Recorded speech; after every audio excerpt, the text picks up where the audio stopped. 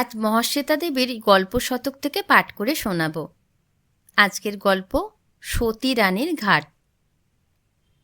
জমিদারি উঠে গেছে সেই কবে, সরকার তুলে দেবার অনেক আগে। পুরনো মুর্শিদাবাদের উপকণ্ঠে একদিনের জমজমাট গ্রামখানা আজও দাঁড়িয়ে আছে, বুড়ো হাতির মতো অনাহার ক্লিষ্ট শীর্ণ চেহারা নিয়ে।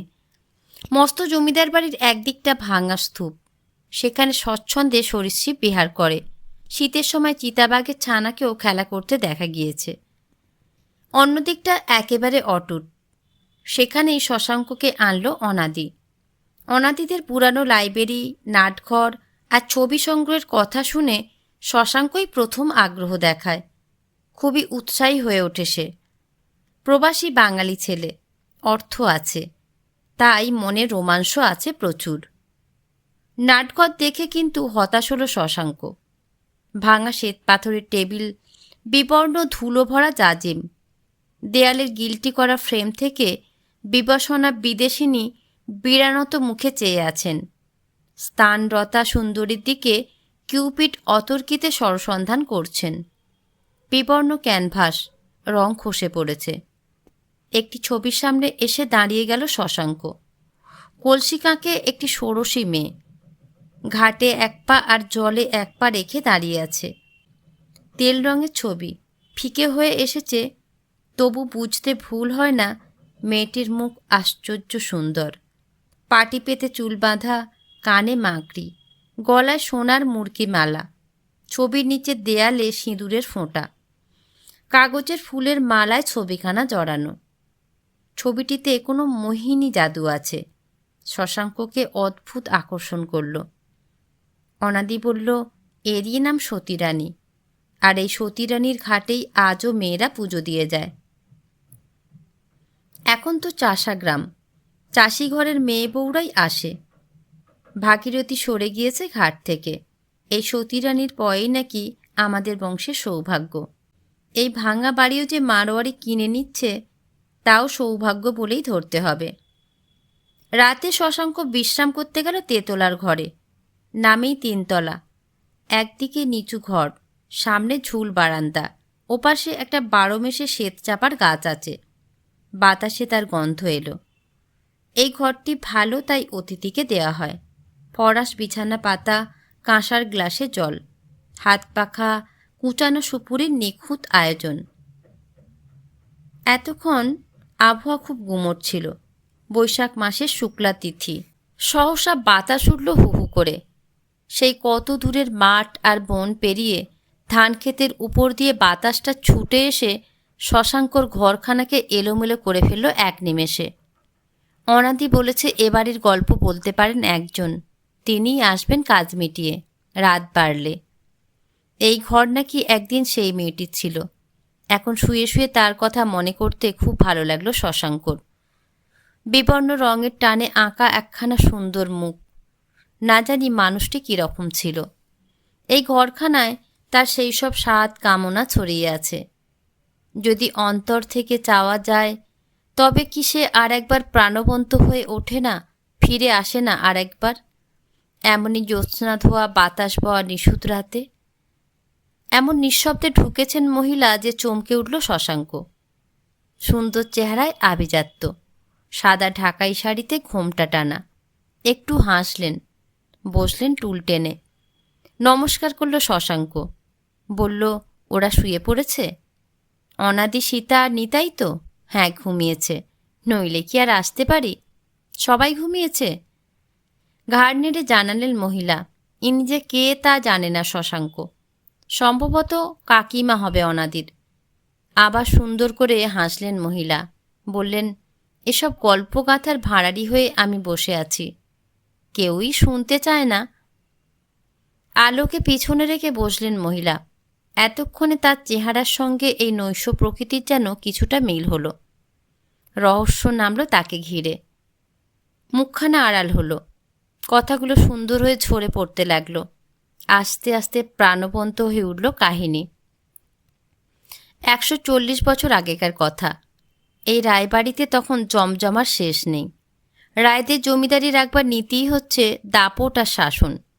সত্যি বলতে কি, তিন পুরুষেই এত কান্না জমে উঠেছিল যে রায়বাড়ির ইটগুলোর ভিতর থেকে সেই শব্দ যেন শোনা যেত। মানুষের অভিশাপের যদি কোনো শক্তি থাকে তো রায়বাড়ির ভিত কবে ভেঙে গুঁড়িয়ে যেত। কিন্তু জমিদার প্রতাপরুদ্র রায় বড় কড়া লোক। তার ভয়ে কান্নাগুলো সোচ্চার হয়ে উঠত না। অভিশাপ হয়ে ভিতটাকে ভিতরে ভিতরে ভাঙছিল, খাক করে দিচ্ছিল অন্তঃস্থল। ওদিকে তখন কলকাতায় রামমোহন রায়ের দল সমাজ সংস্কারে ঢেউ তুলেছেন। প্রতাপ রায় ছিলেন নব্য দলের বিরোধী। তার গায়ে ইংরাজি তখনও ঢোকেনি। সরকারের সঙ্গে তার সম্পর্ক ছিল খুবই সামান্য, কেননা তিনি নিজেকে ছাড়িয়ে অন্য কোনো শক্তিকে চোখেই দেখতেন না, অর্থাৎ স্বীকার করতেন না। তবে দারোগা এলে তাকে খুশি রাখবার ব্যবস্থা থাকত। তার ইচ্ছেতে সূর্যচাঁদ উঠত না বা অস্ত যেত না বটে, তবে আর সবই হতো, অন্তত তার তাই বিশ্বাস ছিল। তবু আসল জায়গাতেই ঠকে গিয়েছিলেন প্রতাপ রায়। বাইরের কেউ নয়, ঘরের শত্রু নিজের বিভীষণ ভাইপো ভবানীশঙ্করের বয়স 25। প্রতাপ এবং তার শরীরে একই রক্ত প্রবাহমান। তবু মাঝখানে এক পুরুষের ব্যবধান। ভবানীশঙ্কর বেপরোয়া, দুঃসাহসী এবং জেদি। তবু তার রুচি এবং শিক্ষা দীক্ষা বিভিন্ন। ফার্সি পড়তে পড়তে ইংরাজি শিখেছিলেন জোর করে, তবে আঁকবার বাতিক হয়েছিল কলকাতায় ঘুরে এসে। সংসারে তার ভালোবাসবার মানুষ ছিলেন জ্যাঠাইমা নারায়ণী। সেদিন স্বগ্রামে প্রতাপের যা পদমর্যাদা, তাতে নারায়ণীকে পাটরানী বলা চলে। নারায়ণী প্রতাপের প্রথমা স্ত্রী, কান্দির বিশিষ্ট ব্রাহ্মণ পরিবারের মেয়ে, আত্ম অভিমানী, শিক্ষা দীক্ষাই ছিল অন্যরকম। ভবানীকে 1 বছরের রেখে তার মা স্বামীর অনুমৃতা হন। বিদেশে মারা যান ভবানীর বাবা তীর্থ ভ্রমণকালে। নারায়ণীর কাছে মানুষ হলেন ভবানী। গোঁড়া ব্রাহ্মণ ঘরের মেয়ে হয়েও ভবানীর মায়ের অনুমরণকে কিছুতেই অন্তর থেকে সমর্থন করতে পারেননি নারায়ণী। মনে হয়েছিল ধর্মের নামে হত্যা। স্বামীর ভূমিকা খুবই প্রবল ছিল, তাই প্রতাপের সম্পর্কেও তার মনে সেদিন থেকেই অভিযোগ জমা হয়েছিল। ভবানীর সঙ্গে তার অন্তরের একটা যোগাযোগ গড়ে উঠল। তার সমর্থনেই ভবানী কলকাতায় গেলেন ইংরাজি শিখতে। কাশিমবাজারে পাদ্রী সাহেবের সঙ্গে যাতায়াত আর আলাপ পরিচয় সম্ভব হলো। অন্যায়কে অন্যায় বলে প্রতিবাদ করতে বাধল না ভবানীর। প্রতাপ রায়ের আচরণকেও সমালোচনা করতে শুরু করলেন তিনি। ভবানীকে উত্তরাধিকার থেকে বঞ্চিত করবেন বলে 2 বার বিয়ে করলেন প্রতাপ।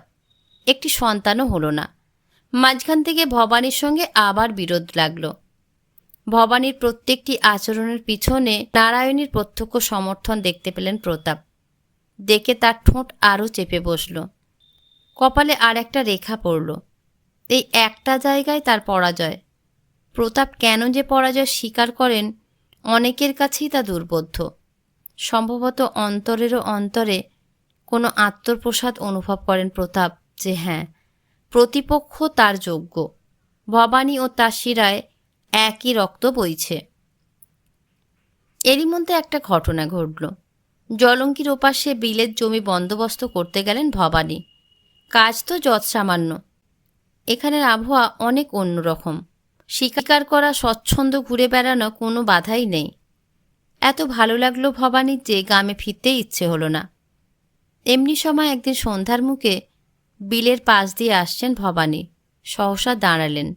এই পথ দিয়ে কেউ চলাফেরা করে না, তাই জেনেই হয়তো মেয়েটি নিঃসংকোচে উঠে আসছে জল থেকে। চুলের মতো সূক্ষ্ম ঝাঁঝি দামে জল সবুজ, তারই এতটুকু পরিষ্কার করে ব্যবহারের মতো করে নেওয়া হয়েছে। খেজুর গুটির খাটলা, তাতে 1 পা আর জলে 1 পা রেখে উঠছে মেয়েটি। পাটি পেতে খোঁপা বাঁধা, হাতে গলায় গহনা নেই, বেগুন ফুল রঙের শাড়িতে চিকন কালো পাড়। ভবানী জানেন এমন কাপড় গাঁট বেঁধে দিয়ে যায় তাঁতি, তাদের বাড়ি ফি নতুন বছর, পুজো বা অন্য পাল পার্বণে। নারায়ণী দাসীদের এইসব কাপড় বিলি করেন। এই মেয়েটির পরনে সেই সামান্য শাড়ি কেমন সুন্দর মানিয়েছে। অতি সুডৌল সুন্দর মুখ, শাঁকের মতো মাজা রং, টানা চোখের প্রান্ত যেন একটু ওপর পানে তোলা, তাতে মুখখানিকে একটা প্রতিমার মতো ভাব এসেছে। কাঁধে পাট করা গামছা, কাঁকে পিতলের কলসি। কাছে ভিতে কেউ আছে বলে জানে না মেয়েটি। গাছপালায় ছায়ায় সবুজ পথ দিয়ে সে যেদিকে গেল সেদিকে কোন মানুষের বসতি। খবর নিতে দেরি হলো না ভবানীর। মেয়ের নাম সতী, গরিব ব্রাহ্মণের মেয়ে। কুলীন ঘরে এমন মেয়ে কত অবিবাহিত থাকে, তাই 18 বছরেও সতীর বিয়ে হয়নি। সতীর বাবা দাদা ভবানীদেরই কাছারির কর্মচারী। চোখে দেখতে এমন ভালো লেগেছিল যে পরদিনও এলো ভবানী। খুব ভোরেই এলেন। সবে শরতের শুরু। বিলের কানায় কানায় জল, কাশফুলের ছোপ ভরে উঠেছে। বিলের যে দিকটা গায়ের পাশে পড়েছে সেখানে এখন মেয়ে বউরা স্নান করে, ছেলেরা মাছ ধরে। এদিকে ঘন জঙ্গল, বসতি নেই। বড়জোর রাখালরা গরু মোষ নাইয়ে নিয়ে যায়। ভোরের রাঙা আলোতে মেয়েটি আজও ঘাটে এসেছে। বাসন মেজে রাখছে ঘাটে, কাপড় কেচে রেখেছে। ছোট একটি ডালা ভরে কলমি শাক তুলছে সযত্নে। ঘাট থেকে উঠতেই ভবানীকে চোখে পড়ল আজ। বিস্ময় আর লজ্জায় লাল হয়ে এক মুহূর্ত যেন স্থির হয়ে রইল সতী। তারপরেই তাড়াতাড়ি করে চলে গেল। ইচ্ছে ছিল বলেই বোধ হয় দেখা হলো বারবার। ক্রি বোতো করে বাড়ি বাড়ি পুজোর প্রসাদ দিয়ে ফিরছিল সতী আরও মেয়েদের সঙ্গে। ভবানী তার পাইকদের সঙ্গে গ্রামের সম্পন্ন কোনো বাড়িতে নিমন্ত্রণ রাখতে চলেছেন।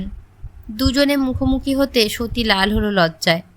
দুটি হাত জোড়া, মুখ নামিয়ে চলে গেল ভিন্ন পথে। নিজে থেকেই আলাপ করলেন ভবানী একদিন। আশ্বিন মাসে কখনো কখনো এই অঞ্চলে ঝড় ওঠে। ঈষৎ বৃষ্টির ঝাপটা, ঝোড়ো বাতাস শুরু হলে 3-4 দিন এরকমই কাটে। এমনই এক মেঘলা বিকেলে জল নিয়ে তাড়াতাড়ি ফিরছিল সতী। পথ আটকে দাঁড়ালেন ভবানী। বললেন, রোজ রোজই চলে যাবে? একদিনও দাঁড়াবে না? কথা বলবে না? প্রতাপ রায়ের উত্তরাধিকারীর সঙ্গে কথা কইতে সম্ভ্রমে লজ্জায় গলা বন্ধ হয়ে এলো সতীর। বাবার কঠোর কথাগুলি মনে পড়ল। এদের কাছে ক্ষণিকের ভালো লাগাটুকুই বড়। এদের বাড়িতে সম্মান করে নিয়ে যাবে না কোনোদিনও সতীকে। প্রতাপ রায়ের নিঃশ্বাসে এমন কিছু আছে যাতে সুখ শান্তি শুকিয়ে যায় তার পরিবারের। বেশি কথা কি, প্রতাপ রায়ের তৃতীয়া স্ত্রী সরোজবাসিনী সতীর মায়ের বুঝি কীরকম বোন হয়। শুনেছে 2 মাইল দূরে পিত্তালয়, তবু 5 বছরে একদিনের জন্য রায়বাড়ি থেকে বেরোতে পারেনি সরোজবাসিনী। প্রতাপ রায়ের ভাইপো ভবানী নাকি পাগল। সে ওই দুর্ধর্ষ জ্যাঠামশাইকেও মানে না। তবু ভবানীকে দেখে ভয় হলো না সতীর। অল্প অল্প করে চেয়ে দেখল। ভবানী আবার কথা কইলেন। আলাপ থেকে পরিচয়, আপনি থেকে তুমি। ভোরে জল নিতে আসে সতী। তার ছবি আঁকতে শুরু করলো ভবানী। এই ঘনিষ্ঠতার কথা জেনে বিব্রত হলেন সতীর বাবা। তাকে ভরসা দিলেন ভবানী। জানালেন তিনি বিয়ে করবেন সতীকে। এদিকে মহাপুজোর দিন এলো। নারায়ণীর স্বনির্বন্ধ অনুরোধ নিয়ে লোক এলো। এমন দিনে কি বাড়ি ছেড়ে দূরে থাকে? পুজোর ভিড় মিটতে নারায়ণীকে সব কথা খুলে বলল ভবানী। নারায়ণী মনে মনে খুশি হলেন। মুখে বললেন, সুন্দর মেয়ে না হলে আমি কর্তাকে কিছু বলতে পারবো না। বিল্লবাসিনী আর সরোজবাসিনী 2 বউরই রূপের গর্ব ছিল। নিঃসঙ্গ নিরানন্দ জীবনে ভবানীর বিয়ের কথাতে তাদেরও আনন্দ হলো। সরোজবাসিনী বললেন, এমন বউ আনবে যেন ঘর সেজে ওঠে। তখন ভবানী নারায়ণীকে ছবিটা দেখালো। 3 জনে ছবি দেখে মুগ্ধ হলেন। প্রায় সমবয়সী ছেলে ভবানী। তাকে ঠাট্টা করে সরোজ বললেন, ছবি এঁকে এনেছ? এমন কথাও তো কোথাও শুনিনি। এ যেন গল্প কথা হয়ে গেল। সত্যিই তো গল্প কথা। এমন কাহিনী তাদের ঘরে শোনা যায় না। এরকম ঘটে বটে বাগদি দুলে পাড়ায়। উদ্ভব বাগদির বিধবা মেয়ে হারানির হাত ধরে নিরুদ্দেশ হয় নিতাই পাইক। জলঙ্কির চরে ঘর বাঁধে। হারানির লাঠিয়াল বাপ ভাই দল বেঁধে লড়তে আসে। নিতাই রক্তে লাল হয় জলঙ্কির জল। সেই দুঃখে পাগল হয় হারানি। এক পিঠ চুল এলিয়ে দিনের বেলা বাতি হাতে খুঁজে বেড়ায় নিতাইকে। এই দুঃখের কাহিনী অন্তঃপুরে নিয়ে আসে গঙ্গা নাপতিনি। মেজ বউ ছোট বউয়ের ফর্সা পায়ে আলতা পরাতে পরাতে বলে। শুনে শুনে মনে রোমাঞ্চ হয় সরোজবাসিনী বিল্লবাসিনীর। ছেলে নেই, মেয়ে নেই, ঘরের কোনো আকর্ষণই নেই। ঘরের বাইরে কত বড় দুনিয়া। মাঠে ঘাটে নদীতে চরে কত কি ঘটে। কত আনন্দ সেখানে, কত দুঃখ সেখানে, কত প্রাণ। ভবানীরা সতীর কথা জেনে তাই তাদেরও আনন্দ হলো। মনে হলো এরা সুখী হোক, ঘরে নতুন মানুষ আসুক। প্রতাপকে বিয়ের কথা বলতে পারেন এক নারায়ণী। তিনি তুললেন কথাটা, বললেন সে মেয়েকে ভবানী দেখেছে, তার পছন্দ হয়েছে, এখানে নইলে বিয়ে করবে না ছেলে। যার বিয়ে সেই পছন্দ করে এসেছে মেয়ে, এ কোন দেশি আচরণ? অবশ্য ভবানীর সবটাই দুর্বোধ্য প্রতাপের কাছে।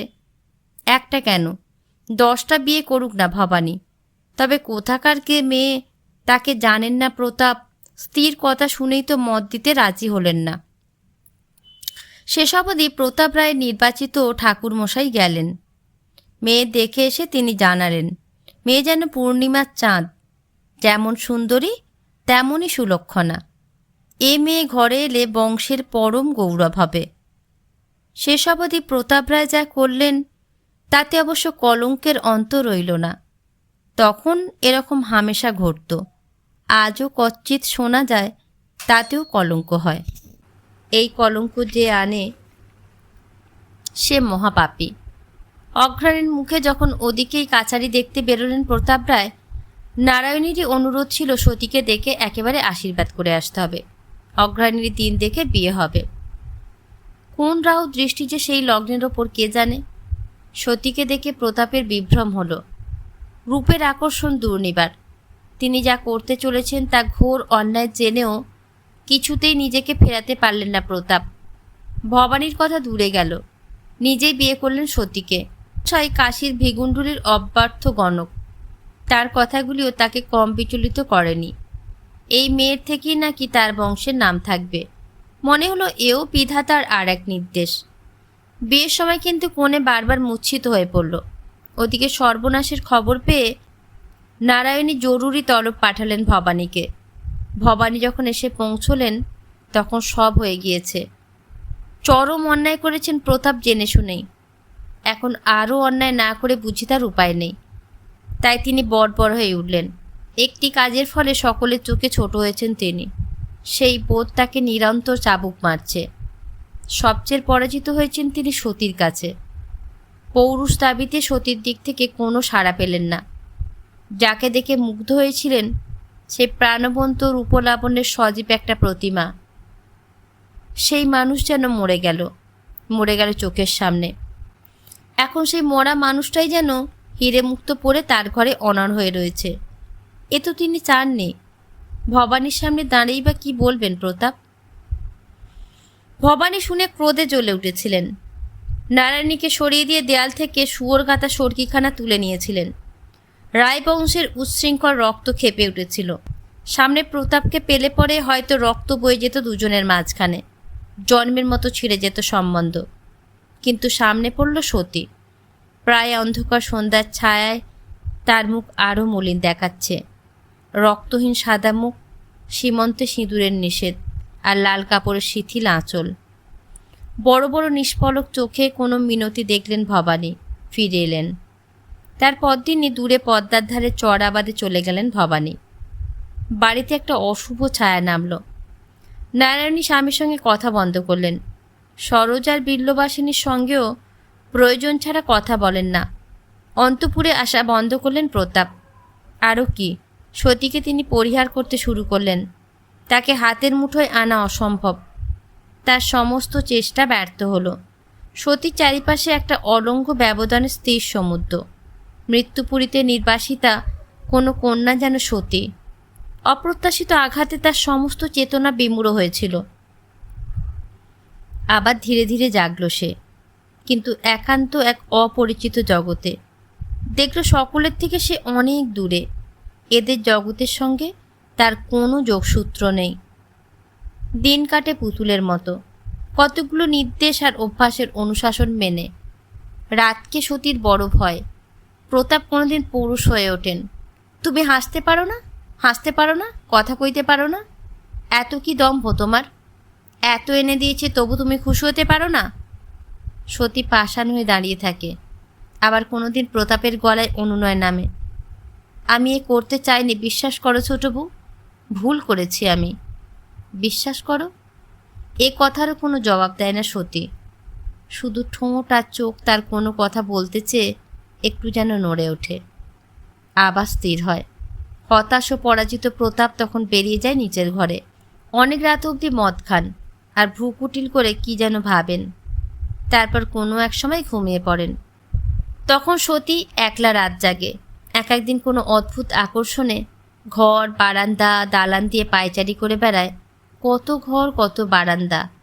একদিন সেই নিশাচারিণীকে দেখে চমকে উঠেছিলেন নারায়ণী। ভবানীর শখে পাঠ শিক্ষা করেছিলেন একদিন। এখন সে শিক্ষা কাজে লাগলো তার। রাত জেগে রামায়ণ মহাভারত পাঠ করেন নারায়ণী প্রদীপ জেলে। সেদিনও পড়ছেন। সহসা মনে হলো কে যেন দ্রুত চলেছে আধা অন্ধকার উঠোন দিয়ে। আশ্চর্য হয়ে নারায়ণী বেরিয়ে এলেন। স্পষ্ট দেখলেন ঘুরে সে গোয়ালঘরের দিকে চলে গেল।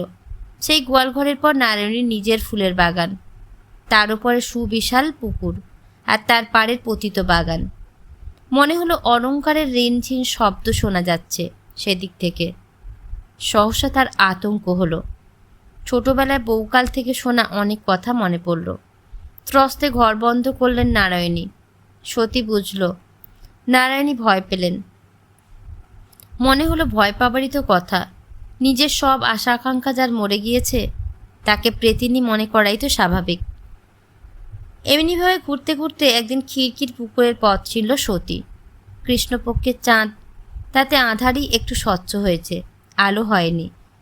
অন্দরের সীমানা ছাড়িয়ে প্রথমে খানিকটা পতিত জমি, তারপর শুরু হলো সুঁড়িপথ। তার দুই পাশে ঘন গাছের ঝোপ, আতা পেয়ারা কামিনী কুরচি ফুলের গাছ। এ পথে কেউ বোধহয় হাঁটে না, তাই পথের মাটিতে দুর্ভঘাস হয়েছে। আজ 2 মাস ঘাস আর গাছপালা স্পর্শ পায়নি সতী।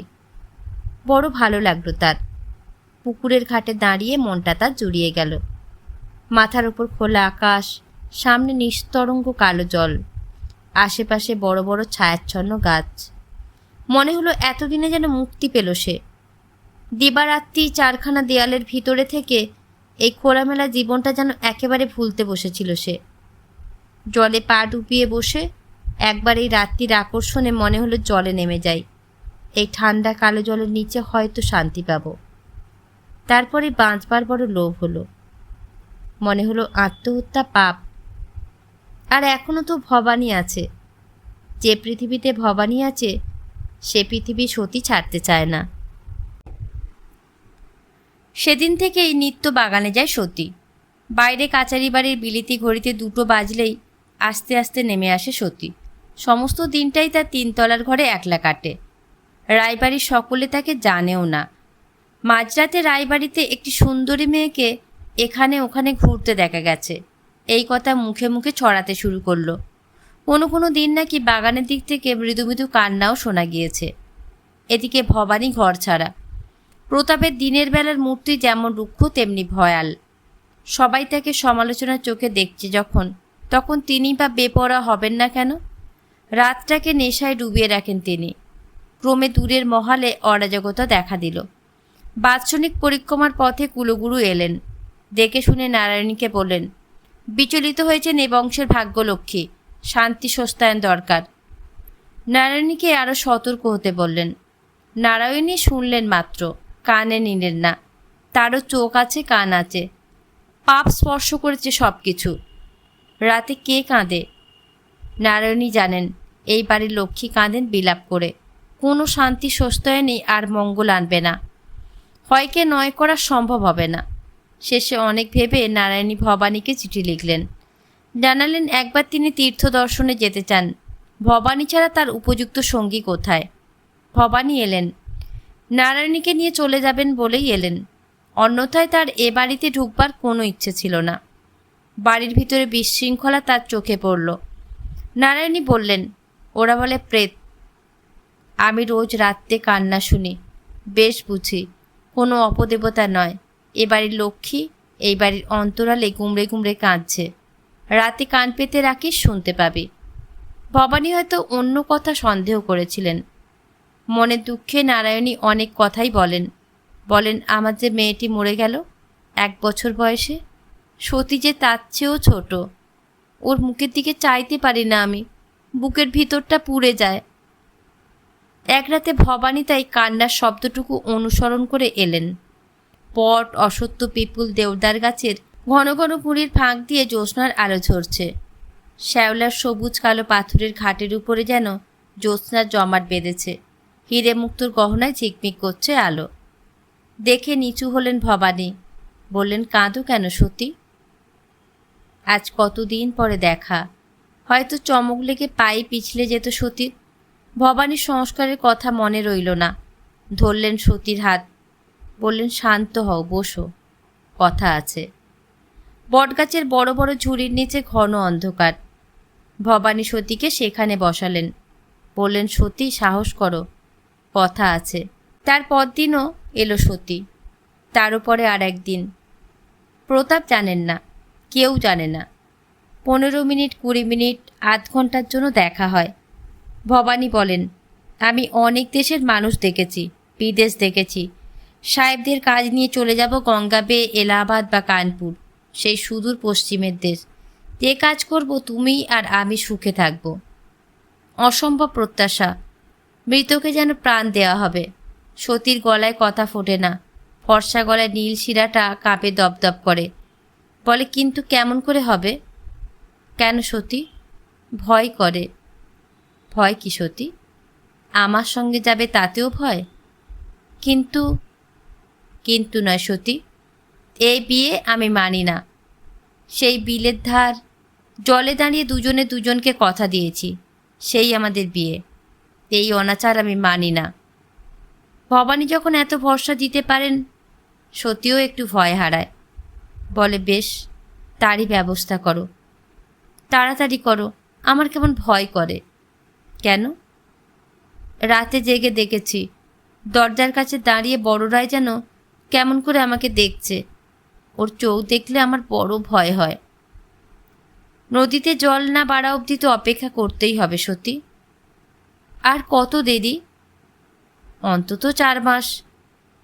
সতীর কি যেন মনে হয়। বলে, দেখো, তখন কতবার ভেবেছি মরি এই জলে ডুবে। আবার তোমার কথা ভেবে ফিরিয়ে নিয়েছি মনকে। ভেবেছি তুমি তো আছো, তোমায় রেখে মরতে আমি পারবো না। তাই বোধহয় আবার দেখা হলো, এত সুখও হলো। এই সুখ কপালে সইবে তো? আমার যে শুধু ভয় হয়। ভয় করো না সতী। ভয়ের কারণ কিন্তু সত্যিই ছিল। সতীর মন মিথ্যে বলেনি। সতীর ভাবান্তরকে অন্যরা ধরে নিয়েছিল স্বাভাবিক এক পরিণতি হিসাবে। প্রতাপ বুঝেছিলেন ভবানীর উপস্থিতির সঙ্গে তার যোগ আছে কি না তা বুঝবার চেষ্টা করেছিলেন। সুযোগ খুঁজছিলেন প্রতাপ। অনেক কথাই মনে হয় প্রতাপের, কিন্তু প্রমাণ কোথায়? সব প্রবৃত্তির মোড়ে ঝরে দাঁড়িয়েছে একটা নগ্ন জিঘাংসায়। ভবানী তার সঙ্গে একটা কথাও কয় না, সম্পূর্ণ নিজের মতো স্বাধীনভাবে থাকে। বিলের ধারের আবাদ অঞ্চলে জমা দেয়া নিয়ে যথেচ্ছাচার করছে। শয়ে শয়ে টাকা স্বচ্ছন্দে মুকুব করে দেয়। বলে বেড়াচ্ছে, আমি এখন 8খানা অংশের মালিক, টাকা সব উড়িয়ে দেব, কিসের পরোয়া করি। তার বিরুদ্ধে এই চক্রান্তে নারায়ণী সর্বদা পাশে পাশে রয়েছে। তার দানযজ্ঞের ধুম পড়ে গিয়েছে। এরা ভেবেছে কি তিনি শেষ হয়ে গিয়েছেন? বাইরের কাছারিতে রাত দিন থাকেন প্রতাপ। মনে শুধু আক্রোশ আর জিঘাংসায় গজরায় কালো সাপের মতো। সাপটার দাঁতে খুব বিষ জমেছে, সময় পেলেই ছোবল মারবে। চরের মুসলমানরা সেদিন ছোট রায়ের নাম করে মাছ এনেছিল। বলল, ছোট রায় রাজা হলে সার্থক মানাবে। ঘোড়ায় চেপে চলে যেন রাজা চলেছে। সত্যি আরও সুদর্শন হয়েছে ভবানী, একেবারে বেপরোয়া নির্ভীক। ওর বাবাও অমনি ছিল, বৈমাত্রীয় ভাই। প্রতাপের চরিত্র কারো অজানা ছিল না। তার হাত থেকে ছেলেকে প্রাণপণে আগলে চলতেন সৎমা। এখন প্রজাদের মুখে প্রশংসা শুনে প্রতাপের মনে হিংসা যেন গর্জে উঠল। ভবানীকে তিনি মর্মান্তিক হিংসে করেন। তার যৌবন আছে, তার নেই। সে আছে নারায়ণীর মহলে, দিনমান বাইরে কাটে তার। বাইরে তাকে দেখেন প্রতাপ, অন্তরে এসে দেখেন সতীকে। সতীকে বিয়ে করবার জন্য নিরন্তর শাপ দিচ্ছে তাকে সতী। তাকে তিনি বোঝেন না? তাকে সে ঘৃণা করে। তাকে তিনি নিষ্ফল করলেন। বাড়ির পোষা একটা পাখিকে একদিন অমনি জান্তব আক্রোশে মেরে ফেলেন প্রতাপ। দেখে সতী হাসল, তাকে করুণা করল। তিনি যা ছোবেন তাই যে নষ্ট হয়ে যাবে, ধ্বংস হয়ে যাবে, এ কথা সেই হাসিতে পরিস্ফুট হলো। সতীকেই কি তিনি কম ঘৃণা করেন? এই দুজন তার পরম ঘৃণার পাত্র। সম্প্রতি এদের মধ্যে একটা জিনিস দেখেছেন প্রতাপ, যেন তাকে উপেক্ষা করেও বাঁচছে এরা। ভবানীর গলায় আবার সেই হাসি প্রায় ফেটে পড়ে নারায়ণীর মহল থেকে, শুনতে পান তিনি। আর সতীর নিষ্পৃহা ও নির্লিপ্তি কোথায় গেল? জীবনে আকর্ষণ এসেছে তার, সেই 3 তলার একখানা ঘর আর বারান্দায় ঘুরে ঘুরেই দিন কাটে তার। কিন্তু নতুন করে যেন সব হচ্ছে সতীর জীবনে।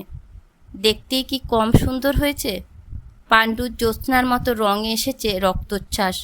সতী যেন ভরে উঠছে দিন দিন। এই দুজনের মধ্যে কোনো যোগসূত্র আবিষ্কার করতে পারলে খুব খুশি হবেন প্রতাপ।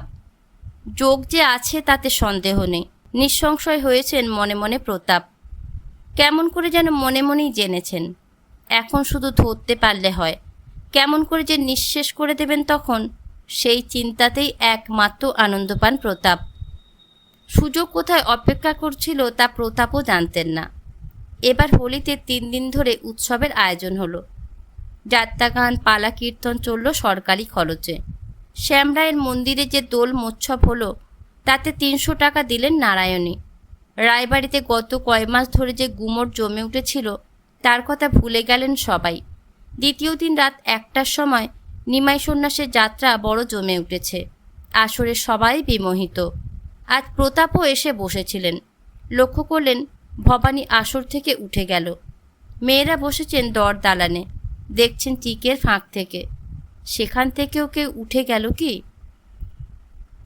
বাজ পাখির চোখ প্রতাপের, তবু অতদূর নিশানা চলে না। তিনিও উঠলেন। ঘরের পর ঘর, দালানের পর দালান, নিঝুপ নিশুত। সবাই বাইরে।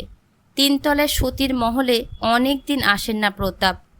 ঘুরে আসতে গিয়ে তার মনে হলো বাগানের দিকে যে গলিপথ তার দরজা যেন খোলা। এদিকে তো খিড়কির পরিত্যক্ত বাগান, তার বাবার আমল থেকে পতিত হয়ে থাকতে থাকতে 40 বছরের জঙ্গল হয়ে গিয়েছে। সে বাগানও ঘেরা উঁচু পাঁচিলে। তবু এ দরজা রাতে তো খোলা থাকবার কথা নয়। কি যেন মনে হলো তার। সেদিকে এগিয়ে গিয়ে হাসির শব্দ শুনে সরে দাঁড়ালেন গাছের পাশে। শিরার রক্ত দপদপ করছে, নিঃশ্বাস নিতে ফেটে আসছে বুক। নিজের শরীর যেন নিজের প্রাণের ওপর 1000 মণ পাথরের মতো চেপে বসেছে। তবু দেখলেন প্রতাপ। দেখলেন খিড়কির দিঘির পথে অশ্বত্থ গাছের ছায়ায় দাঁড়িয়ে ভবানী সতীর খোঁপায় ফুলের মালা জড়িয়ে দিল। তারপর তুলে ধরল তার মুখ। এর চেয়ে কত কম অনাচারে মাত্র জনশ্রুতি শুনে এই প্রতাপই কত মেয়েকে জ্বলন্ত ঘি জিভে ঢেলে দিতে হুকুম দিয়েছেন। তার প্রথম পিতামহীকে প্রতিমা গড়বার কুমার সুন্দর বলেছিল বলে রাতারাতি বউকে নিশ্চিহ্ন করে ফেলে আবার বিয়ে করেছিলেন পিতামহ রাজশঙ্কর। আজ তার স্ত্রী সতী কিনা ভাবতে পারলেন না প্রতাপ। পালিয়ে এসে সিঁড়ি বেয়ে দোতলায় উঠতে লাগলেন। তার ঘরের কোণে তার নিজের সরকি দুখানা আজও আছে। পাইক পেয়াদা ডেকে লোক হাসাবেন কি? নিজেই শেষ করে ফেলবেন দুজনকে। সিঁড়ির মুখে দাঁড়িয়ে মাথাটা কেমন ঘুরে গেল। একেবারে 19টা সিঁড়ি গড়িয়ে পড়লেন প্রতাপ। মাথাটা ঠুকলো পাথরের চাতালে। মাথার শিরা ছিঁড়ে গিয়েছে, ভেতরে রক্ত মুক্ষণ হচ্ছে। এখন শুধু ঘন্টা কয়েকের মামলা। বড় জোর একটা দিন টিকতে পারেন। বড় বড় কবিরাজ বিধান দিতে শুরু করলেন। এ দুর্ঘটনা ভবানীর পক্ষে সুবর্ণ সুযোগ হলো। এরপর স্বচ্ছন্দে পালিয়ে যেতে পারবেন অনেক দূর বিদেশে, যেখানে কেউ তাদের জানে না চেনে না, সেখানেই যাবেন। সামান্য জ্ঞান ফিরল প্রতাপের। কী যেন বলছেন তিনি। ঝুঁকে পড়ল সবাই। ভবানীও পাশে বসে। ক্ষীণ কণ্ঠে স্পষ্ট উচ্চারণে প্রতাপের শেষ ইচ্ছা উচ্চারিত হলো, গ্রামের বহু পাকা মাথাকে সাক্ষী রেখে। তার সব সম্পত্তি ভবানী পাবে, আর তার সঙ্গে সহমরণে যাবে সতী। সতী বললে পাছে কেউ না বোঝে, তাই বললেন ছোট বউ সতী। শুনে ভবানী আর্তনাদ করে উঠলেন, এত বড় অন্যায় হতে পারে না, বেআইনি হয়ে গেছে এই প্রথা। একদিকে তিনি, আর একদিকে ধর্ম উন্মাদ সমাজপতিরা এবং তাদের অনুচরবৃন্দ। সমস্ত সংস্কার ভুলে নারায়ণী নিজে এলেন বাইরে। বললেন, এ আমার কর্তব্য, আমি যাব। সবাই মাথা নাড়লেন। তা হতে পারে না। প্রতাপের শেষ আদেশ সবাই শুনেছে। ঘোড়া নিয়ে বেরিয়ে গেলেন ভবানী। 12 মাইল দূরে থানার দারোগা আছেন, রেশমকুটির সাহেব আছেন 2 জন। তাদের আনবেন, বন্ধ করবেন এই হত্যা। সকলে চোখের আড়ালে সতীকে ঘরে নিয়ে দৌড় বন্ধ করলেন নারায়ণী। বললেন, তোকে যেদিন ঘরে আনলো মরবো বলে বিষ এনে রেখেছিলাম, তুই নে ছোট। দৌড় ভেঙে পড়ল মানুষের চাপে। গ্রামে ঢেঁড়া পড়ে গিয়েছে। মেয়ে বউরা এসেছে পায়ের ধুলো নিতে, সিঁদুর পরাতে। তাকে স্পর্শ করবার জন্যেই সে কি কাড়াকাড়ি।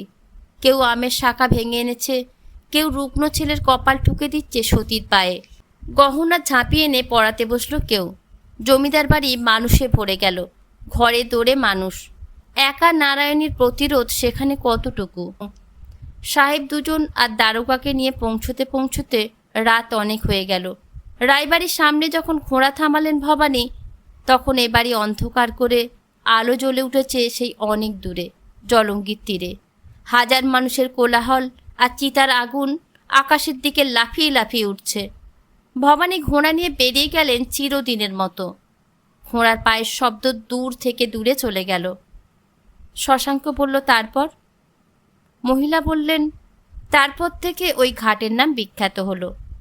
আজও এমনি সব রাতে ভবানীর ঘোড়ার পায়ের শব্দ শোনা যায়। এই পর্যন্ত এসে আবার পায়ের শব্দ দূর থেকে দূরে চলে যায়। শশাঙ্ক বলল, সত্যি? নিশ্চয়ই। সত্যিই কি এ বাড়িতে নেই মনে করো? এই তার ঘর। মনের হিমশীতল অনুভূতিটা চাপা দিতে চেষ্টা করল শশাঙ্ক। বলল, তবু সে গল্পই। এত আশা আকাঙ্ক্ষা সব কি মরে যায়? কখনো মরে না। সেই ভবানীর আঁকা সতীর ছবি দেখলাম নিচে। হ্যাঁ, বড় সুন্দর, কিন্তু ও ছবিতে তার কি পরিচয় পাবে? ছবি তো সম্পূর্ণ নয়। সম্পূর্ণ নয়? উঠে দাঁড়ালেন মহিলা। ভয় এবং ভয়ের অতীত কৌতূহলের মিশ্র অনুভূতিতে তখন হিম হয়ে যাচ্ছে শশাঙ্ক। আলোর সামনে দাঁড়ালেন তিনি। মাথার আঁচল খসে পড়ল। চিক, কান, সিথিপাটি কঙ্কনে হিরে ঝিকমিক করছে। খোঁপা ভেঙে পড়ল চওড়া বেনিতে। আতরের তীব্র মধুর সুবাস। ঝিমঝিম করছে দেহ মন, তবু চোখ বন্ধ করতে পারল না শশাঙ্ক। ঢাকাই শাড়ির আড়ালে অনাবৃত গৌর দেহ দেখা যাচ্ছে। সামনে এসে দাঁড়ালেন তিনি। ঈষৎ গর্বিত সুরে বললেন, চিবুকে একটা তিল ছিল যে। চিবুকের তিলটা জ্বলজ্বল করছে। রাজেন্দ্রাণীর মতো দাঁড়িয়ে আছেন তিনি। সহসা মধুর হাসলেন। বললেন, ঘোড়া আসছে, আমি শব্দ শুনছি, তুমি শুনতে পাচ্ছ না? আমি যাই। ঝুল বারান্দায় বেরিয়ে গেলেন তিনি। শশাঙ্কের চেতনা আচ্ছন্ন হয়ে এলো। তার মধ্যেও সে শুনতে পেল ঘোড়ার পায়ের শব্দ কানে আসছে। খটাখট খটাখট খটাখট।